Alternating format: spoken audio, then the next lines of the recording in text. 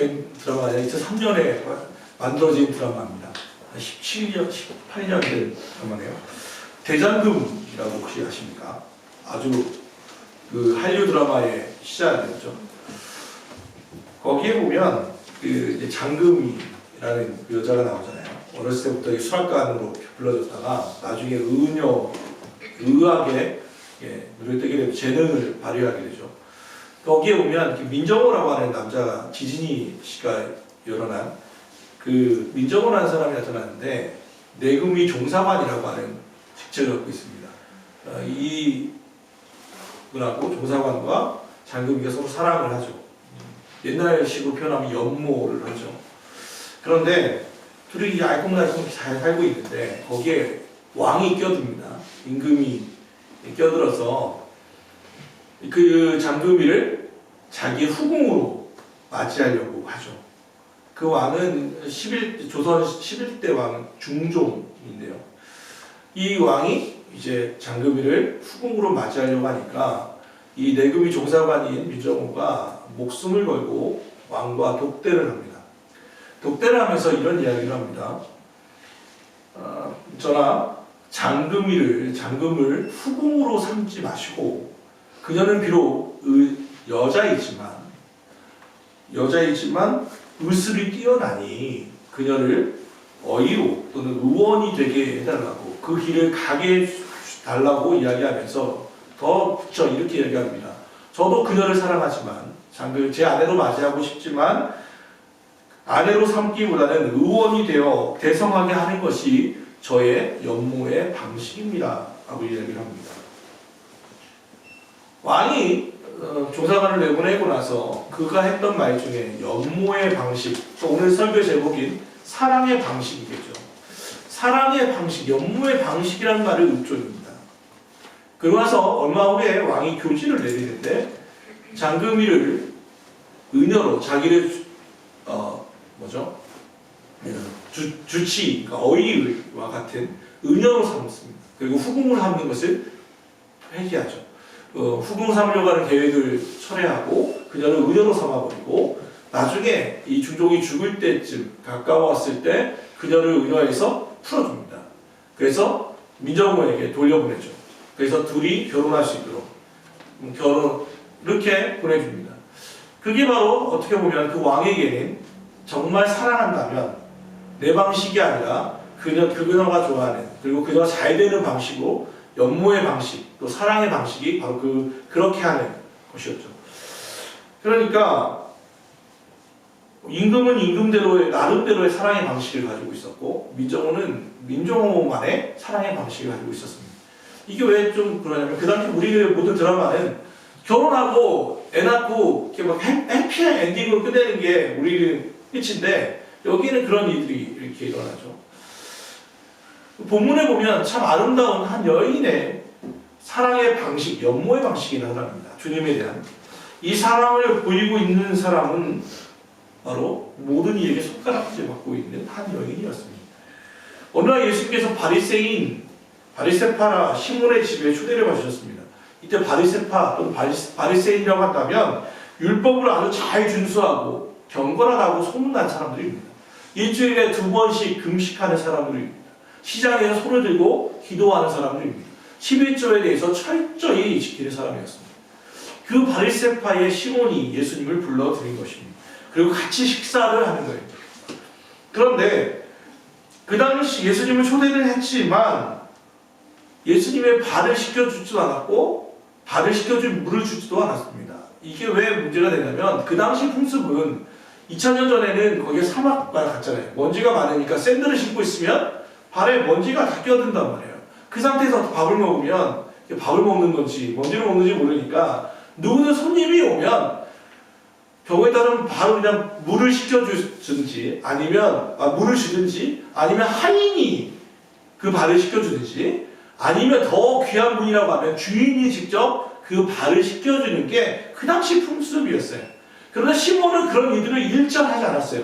그건 뭘 의미하냐면 이 바리새파 시몬은 예수님을 불러드리기는 했지만 같이 식사를 하자고는 했지만 예수님을 존경하거나 그분을 따르고 싶은 마음은 없었던 거예요. 소문이 많고 유명하다고 하고 선지자라고 하니 그 사람과 한번 식사 한번 해보자는 거였어요. 그래서 그의 호칭이 바로 선생님이었던 거예요. 그가 예언자라면, 선지자라면 여자가 누군지 알 텐데 그 말이 그걸 의미해요. 시몬은 예수님에 대해서 존경하거나 그런 마음이 없었어요. 말 그대로 한번 식사 한번 합시다 였어요. 그리고 탐색해보고 싶었던 거죠. 그런데 그렇게 많은 사람들이 둘러앉아서 식사를 하고 있는데 이 당시 식사라고 하는 것은 이렇게 여러분이 앉아있는 의자에 이렇게 앉아있는 게 아니고 약간 170도에서 160도 정도 이렇게 들어 누워 있는 듯한, 이건 앉아있는 것도 아니고 누운 것도 아니요, 이 자세와 같은 자세로 이렇게 비스듬하게 누워서 먹는 거예요. 마치 로마 시대의 연회와 비슷해요. 그 사진의 그림 같은 걸 보면 나타나죠. 그러니까 약간 예수님 다들 기대어서 누워서 밥을 먹고 있는데 한 여인이 예수님의 뒤쪽으로 와서 그리고 그 뒤쪽으로 왔는데 그 품에는 옥합 향유를 가지고 와서 그녀의 무슨 일인지는 알 수 없지만 예수님의 발에 눈물을 뚝뚝 떨어뜨리더라는 거예요. 그리고 자기 머리털로 예수님의 발을 벗기고 발 씻겨주고는 향유 옥합을 깨뜨려서 그의 발을 이 기름을 싹 발라주더라는 말이죠. 말 그대로 지극정성으로 예수님을 섬겨주었습니다. 그때 집주인 시몬이 이걸 보고 나서 어떻게 반응하는지 표준세번역으로 39절을 봅시다. 표준세번역으로 39절. 이 39절을 한번 같이 읽어주시죠. 시작. 예수를 찾아야 바리새파 사람이 이것을 보고 혼자 주었다. 이 사람이 예언자라면 자기를 만지는 저자가 누구이며 어떤 여자인지 알았을 터인데 그 여자는 죄인이래. 이걸 보면서 아주 불쾌했다는 것을 알게 돼요. 왜냐하면 예수님이 만약 예언자라면 저 여자가 얼마나 죄가 많은 죄인인데 죄인의 여자가 자기를 만지게 하는 걸 허락했을까? 예수님 저 예언자 아닌 것 같다. 저 사람 예언자 아닌 것 같다. 그리고 어떻게 저 여자 저렇게 불결한 여자가 내 집에 들어왔지? 그리고 저 남자를 만지도록 허락하지? 이상하네. 왜 이게 이 당시 이 생각을 이해하려면 구약 시대를 좀 생각해야 돼요. 부정한 사람들, 몸이 부정한 사람이 누군가를 만지면 그 사람도 부정해져요. 그러니까 지금으로 말하면 코로나에 걸린 사람과 어떻게 해야 돼요? 사회적 거리두기를 해야 돼요. 감염된 사람이 만지면 이 사람도 감염되잖아요. 그러니까 그와 비슷해요. 부정한 사람 옆에 있는 죄인과는 그래서 같은 식사 자리에 앉지 않아요. 죄가 올릴까봐, 자기가 감염될까봐. 그런데 이 사람은 같은 자리에 있을 뿐 아니라 여자가 자기 몸을 만지도록 허락했으니까 이 예수님은 이상하다는 거예요. 예수님은 그런데 알고 있었어요. 이 여자가 죄인인 걸. 아마 이 여자는 직업의 아마 창녀였을 것으로 많은 목사님들은 이야기해요. 왜냐하면 이 여자의 슬픈 것은 자기가 죄인인 거 알아요. 다른 사람도 이 여자를 볼 때 죄인이라고 말해요. 죄가 많은 여자라고 말해요. 더 나아가 예수님은 이 사람이 많은 죄를 지었다라고 얘기해줘요. 그러니까 이 여자는 자기가 봐도 죄인이고 다른 사람이 봐도 죄인이고 하나님이 보시기에도 죄인이에요. 죄 많은 여인이에요. 그 여인이 예수님께 나와 그 예수님의 몸을 만지고 그에게 눈물을 쏟았단 말이에요. 이걸 본 예수님이 그 여자를 받아들여요. 더러운 여인인 줄 알지만 예수님은 그 여자를 쫓아내는 게 아니라 오히려 이 바리새인인 시몬보다, 경건하다고 하는 바리새파 시몬보다 이 여인을 더 칭찬한단 말이에요. 그것도 비유를 들어서 말씀해요. 비유를 우리나라 지금 현재로 바꾸면 그런 거예요. 데나리온이 1데나리온이 한 노동자의 하루 품삯이니까 요즘 이렇게 노가다 하시는 분들이 한 10만 원 정도 받는다고 하니까 500데나리온이면 한 5천만 원 정도 되는 거고 50데나리온이면 한 500만 원 정도 되는 돈이에요. 예수님이 이렇게 말씀하세요. 야, 5천만 원 빚진 사람이 있고 500만 원 빚진 사람이 있어. 그런데 이 두 사람의 공통점이 하나 있는데 둘 다 갚을 능력이 없다는 거예요. 이거 돈을 꿔준 사람이 이렇게 보다 보니까 아무도 갚을 능력은 없고 불쌍하고 애처로우니까 그래 어느 날 가서 그 사람에게 그들이 썼던 차용증을 다 찢어줬다는 거예요. 야, 돈 갚을 필요 없다 하고 그들을 풀어줬어요. 그랬더니 그러면서 누가 더 5천만 원 빚진 사람과 500만 원 빚진 사람 그 모든 빚을 탕감해 줬는데 누가 더 그 돈주인에게 고마워할까? 누가 더 감사해야 할까? 물어봤어요. 누구겠습니까? 5천만 원 빚진 사람일 거다. 시몬에게 얘기를 했어요. 너 누가 그럴 것 같아? 시몬이 얘기하잖아요. 제 생각에는 더 많이 빚진 사람이 더 고마워하겠지요. 맞다. 네 판단이 옳다라고 얘기했어요. 그러면 이 비유잖아요. 5천만 원 빚진 사람은 누구예요? 누구예요? 여인이에요. 500만 원 빚진 사람은 누구예요? 시몬이에요. 이 여인은 앞서 말한 것처럼 하나님 앞에서 죄를 지었어요. 자기도 알고 사람도 알고 하나님도 알아요. 다 빚진 자예요. 바리새파 시몬은 이 여인보다야 상대적으로 의롭게 살았어요. 한 10배쯤 의롭게 살았어요. 그런데 그것도 완벽한 것은 아니어서 한 500만 원 정도는 빚을 지었어요. 죄를 지었단 말이에요. 그런데 예수님께서는 이 두 사람 모두의 빚, 죄를 다 없애주셨다면 누가 더 하나님께 감사하고 고마워하겠습니까? 당연히 여인이에요. 여인이 더 많이 탕감받았기 때문입니다. 야, 시몬은 난 그래도 저 여자보다야 낫지. 내가 저렇게는 안 살지. 라고 생각했어요. 자기의 의로움으로 살았단 말이에요. 그러니 당연히 나는 저 여자보다야 더 의롭게 살았으니 하나님이 나를 더 사랑해 하시겠지라고 생각했다는 거예요. 근데 여인은 아니에요. 예수님 저는 죄인입니다. 저 같은 죄인을 용서해 주시니 정말 감사드립니다. 저는 제 생명을 바쳐도 내 죄를 갚아도 내 생명을 바쳐도 주님의 사랑을 갚을 수 없습니다. 그녀는 예수님의 은혜에 대해서 감사하며 눈물을 흘렸습니다. 이건 이해할 수 없는 거죠. 예수님은 그 여인을 칭찬했어요. 왜? 여자는 사랑을 하는 여인이기 때문에. 사랑받는 기쁨, 사랑받는 감격을 알고 있기 때문에 그녀는 예수님께 이렇게 부어드리는 향유가 전혀 아깝지 않았어요. 그 다른 성경에서는 이 향유의 값어치를 약 1,500만 원 정도라고 얘기해요. 그 돈 누가 보면 한 번에 그 향유 옥합을 팔아가지고 가난한 사람들에게 나눠줘도 좋겠다라고 가눠주다는 얘기했거든요. 그런데 누가 볼 때는 이건 정말 낭비예요, 낭비. 야, 이거 팔아가지고 더 값어치 있는 데 쓰지? 그런데 예수님이 그렇게 말씀 안 했어요. 자기 발에 그 향유가 부어지는데 어떻게 보면 300만 원이 다 쓰면 없어지는 건데 예수님은 그 여인의 방법을 인정했다는 거예요. 칭찬했다는 거예요. 예수님이 낭비벽이 많아서? 아니에요. 그게 여인이 예수님을 향한 사랑의 방식이었기 때문이에요. 남들은 이해할 수 없지만 예수님에게는 그 사랑의 방식이 이해가 됐어요. 예수님도 그 사랑의 방식을 아셨어요. 왜냐하면 예수님도 사실 우리를 사랑하실 때 이해할 수 없는 사랑의 방식으로 우리를 사랑해 주셨기 때문입니다. 그 사랑의 방식이 뭡니까? 십자가예요. 생각해보세요.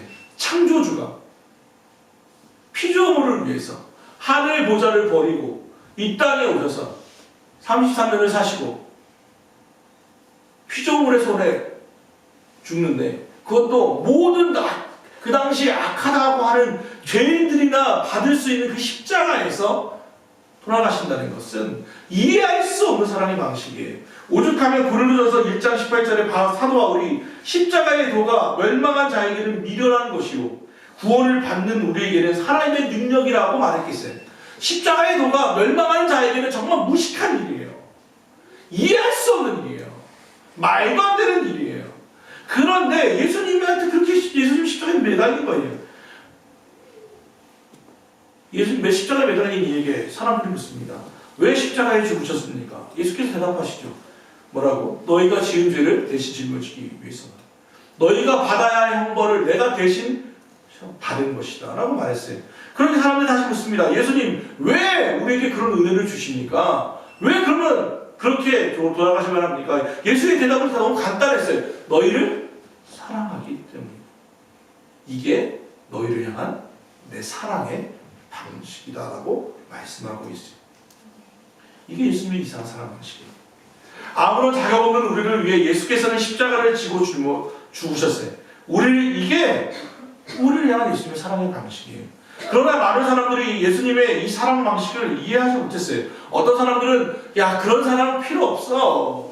나는 그거 없어도 잘 살 수 있어 라고 십자가를 던졌어요. 어떤 사람들은 야, 나는 그런 사람 믿을 수 없어. 관심도 갖지 않았어요. 어떤 누군가는 예수님의 그 십자가의 사랑을 들었지만 나도 그 사랑을 받고는 싶지만 염치가 있지. 내가 조금 더 의롭게 된 다음에 조금 더 좀 괜찮은 사람이 된 다음에 그 사랑을 받을게 라고 예수님의 사랑을 유예시켰어요. 예수님 당시의 바리새인들이 그런 사람들이에요. 그들은 하나님이 자신들이 하나님 앞에서 율법을 준수하고 선한 일을 많이 하면 그 사랑을 받을 자격이 있다고 생각했어요. 중세시대 많은 사람들도 그렇게 생각했습니다. 금식하고 고생하고 수행하고 선행을 해야만 예수님의 사랑을 받을 자격이 있을 거라고 생각했어요. 의롭게만 되어야 하나님의 사랑을 받을 수 있다. 그러나 사랑받을 자격을 논하는 사람들의 특징이 뭐냐면, 위험성이 뭐냐면 내가 이렇게 노력하면 다른 사람에게도 그 자격을 자꾸 요구한다는 거예요. 내가 이렇게 선행하고 내가 이렇게 금식하고 내가 이렇게 선하게 사니까 너도 그렇게 살아야 돼 라고 요구하고 정죄한다는 거예요. 그리고 자격을 갖추지 못한 사람들이 예수님께 나오는 것을 두려워해요. 그리고 그것을 못마땅해요. 지난주에 우리 그 시찰에 내년에 은퇴하시는 한 목사님을 하고 식사할 일이 있었어요. 그 목사님과 이런저런 얘기를 하는데 그분이 목회하는 과정에서 처음 듣는 얘기를 하시더라고요. 교회 개척을 할 때 말 그대로 소위 엘리트들과 함께 했대요. 교장 선생님이었던 분, 공군 대령으로 예편하신 분, 조그만 중소 60여 명 정도 되는 중소기업의 사장님, 이런 분들과 함께 교회도 분양을 받고 60평 정도 되는데 그 처음부터 분양을 받고 그렇게 해서 시작을 했대요. 그런데 목사님이 50대 좀 초반이셨는데 뭐라 군사력을 중점적으로 하셨냐면 노숙자 사역을 했어요. 노숙자들을 섬기고 그들에게 먹을 것을 주고 하는 사역들을 했어요. 그렇게 교회가 한 3년, 4년쯤 됐을 때 추석이 끝나고 나서 이틀 딱 된 주일날 그분들이 잠시 목사님을 뵙자고 하대요. 그래서 최후의 통첩을 날리셨대요. 그전에 아무 얘기 없으셨는데 노숙자 사역을 그만두든지 교회를 그만두든지. 그러고 나서는 그분들은 다 교회를 떠나셨대요. 노숙자 사역이 너무 못마땅했다는 거예요. 그냥 괜찮은 사람들끼리 소위 사회에서 좀 저명한 인들끼리 모여서 함께 드리는 교회를 그들은 꿈꿨다는 거예요. 그분들 다 내보내고 교회가 빚에 허덕여서 망할 줄 알았는데 놀랍게도 새로운 사람들을 계속해서 보내주시더라는 거예요. 물론 지금도 조그만 교회이지만 그럼에도 불구하고 그 분양받았던 대출받았던 거 다 갚고 이제 내년도에 은퇴를 준비한다고. 그러면서 그런 얘기를 하세요. 내가 다시 그 상태가 되더라도 후회는 없다고. 내가 그거 안 할 거면 내가 교회를 안 하고 말지. 교회의 본질은 나누는 데 있었다라고 자기는 그렇게 이야기를 하더란 말이죠. 바리새인 사람들은 죄인들이 오는 것을 너무도 싫어했어요. 하나님 앞에 그들이 나오는 것을 싫어했어요. 누가복음 18장에도 똑같이 나와요. 바리새인과 세리가 함께 하나님께 기도할 때 바리새인의 기도가 뭐였냐면 나는 저 세리와 같지 않게 하심을 감사합니다. 남과 비교해서 내가 조금 더 우위에 있는 것, 내가 이 사람보다는 조금 더 경건한 것, 내가 이 사람보다는 조금 더 말씀을 더 읽는 것, 내가 이 사람보다는 조금 더 헌금을 잘하는 것, 여기서 자기의 의로움을 찾는다면 오늘 바리새파 시몬과 다를 바 없어요. 예수님은 자기를 사랑하는데 아무런 자격을 요구하지 않아요. 나를 사랑하려면 이러한 자격을 갖추고 어떻게 해야 돼? 라는 이야기가 없어요. 예수님께는 말 그대로 아픈 이에게 의원이 있을 때 있듯이 죄인에게는 내가 필요해. 단 하나의 조건은 있는 모습 그대로 나오는 것. 예수님이 요구하는 건 단 하나예요. 아무것도 하지 않으면 아무런 일도 일어나지 않아요. 단 하나. 예수님께 나아오는 것. 의상을 갖춰 입을 필요도 없어요. 꾸밀 필요도 없어요. 괜찮은 체 할 필요도 없어요. 있는 모습 그대로 나오면 주님은 그 사람을 받아주십니다. 성경에 보면 많은 믿음의 선배들이 자기 나름대로의 사랑의 방식으로 예수님을 사랑했어요. 사도 베드로 같은 경우는 자기의 배와 그물을 벌어주고 예수님을 쫓는 게 그의 사랑의 방식이었어요. 삭개오는 예수님을 만나고 자신의 재산 중 절반을 가난한 사람에게 나누어 주는 것이 사랑의 방식이었어요. 예루살렘의 여인들은 십자가를 지고 가는 예수님의 모습을 보면서 뒤따라가면서 눈물을 흘렸어요. 그 눈물을 흘리는 것 자체가 예수님에 대한 사랑의 방식이었어요. 막달라 마리아는 안식일이 지난 첫날 새벽에 예수님의 시체를 닦아주기 위해 향품을 가지고 가는 것, 그것 자체가 예수님에 대한 사랑의 방식이었어요. 많은 사람이 아마 그랬을 거예요. 야, 무슨 새벽에 가냐? 아침에 해 뜬 다음에 가라. 하면 어디 가? 아담네들이. 그런데 아니에요. 막달라 마리아에게는 그게 예수님에 대한 사랑의 방식이었어요. 우리 믿음의 선배들도 그랬어요. 어떤 이들은 6.25 한국전쟁이 터졌을 때 도망갈 수 있지만, 피난갈 수 있지만 교회를 걸어두고 갈 수 없다고 생각하면서 교회를 지키다가 순교하신 분들도 있어요. 어떤 이들은 교회를 지킬 수 있음에도 불구하고 어떤 목사님들은 여기서 더없이 죽는 것이 아니라 피난을 갔다가 돌아와서 그 흩어져 있는 양들을 모아서 그 성도들을 굳게 세워가는 것이 사랑의 방식이었어요. 두 가지 방식이 다 다른 것 같지만 하나예요. 그게 자기들이 예수님을 사랑하는 방식이었어요. 한 시골 교회에서 있었던 일이에요. 그 새벽 예배 때마다 강대상에 보면 계란이 2개도 아니고 3개도 아니고 딱 달걀 하나가 딱 올라와 있었대요. 따뜻한, 대신에 따뜻한 갓 나온 그 달걀 하나가 꼭 이 예수 목사님이 나오기 전에 꼭 앞에 있다는 거예요. 몇 년이고 누가 그랬냐면 그 시골교회 할머니 권사님이 그렇게 하셨어요. 그분은 매일매일 아침에 교회를 나오기 전 그 밤중에 이 닭이 계란을 낳으면 그걸 가져와서 강제상에다가 올려놓는 거예요. 물론 오래된 얘기지만 그 당시에는 목사님들이 뭐 잘 먹지도 못했고 목도 안 좋으니까 하나님께 바치면서 이거 누가 목사님 드리는 거였어요, 사실은. 그래서 어떻게 해요? 하나님께 바치면서 목 보고 하시라고. 그게 자랑이었어요. 그리고 할머니 권사님이 돌아가시고 나니까 그 강제상에는 다시는 달걀이 올라올 일이 없었어요. 아주 작은 일이지만 어떻게 보면 별것 아닌 것 같지만 그 달걀 하나가 그 할머니가 예수님을 사랑한 사랑의 방식이었다는 거예요. 이처럼 오늘날에도 또 성경에도 헤아릴 수 없는 많은 사람들이 자기 나름대로 사랑의 방식에 따라, 자기의 나름의 사랑의 방식에 따라 예수님을 사랑하고 있습니다. 그 사랑의 방식을 듣다 보면 우리 마음이 뜨거워지고 눈물이 나기도 하죠. 사랑하는 가까운 교회 성도 여러분, 예수님에 대한 여러분의 사랑의 방식은 무엇입니까? 천국에 가서 주님을 배울 때, 야, 너는 나를 어떻게 사랑했느냐? 라고 물는다면, 본문에 나오는 이 여인은 이렇게 얘기하겠죠. 전 그날 예수님의 발에 눈물을 쏟았습니다. 그리고 제 머리털을 드렸습니다. 그리고 제 입맞춤을 드렸습니다. 그리고 향유 옥합을 드렸습니다. 저는 그렇게 당신을 사랑했습니다. 이 질문이 만약 우리에게 온다면, 너는 나를 어떻게 사랑하느냐? 라고 묻는다면 여러분은 무엇이라고 대답하시겠습니까? 무엇이라고 너는 나를 어떻게 사랑하냐?